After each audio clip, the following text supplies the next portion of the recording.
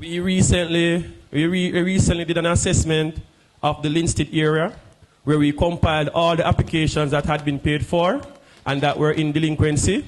We compiled the list, communicated with the commercial services manager in regards to carrying out the enforcement notices.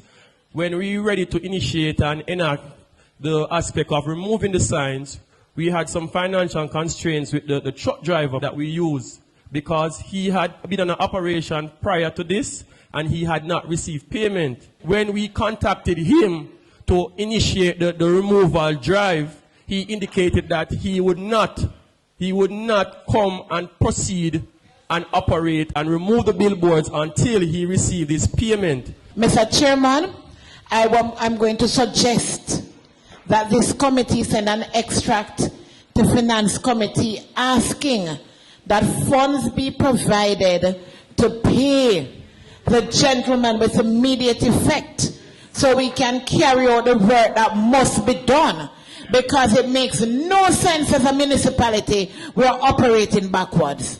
This is a backward step. I signed check, and I see check signed for that same truck man who they asked to carry out certain duties and said he's not going because he's not getting paid. Well, I'm warning today, say no more bills for him to me. We have a truck. It can be licensed and insured and put on the road. Moreover, the man that they are talking about, bills and bills are coming to me. And you say it has been paid? And, yes. So him shouldn't have that argument that he yes. And okay. I'm not buying what they are selling. I'm saying to them, Mr. Chairman, I see billboards springing up all over the place.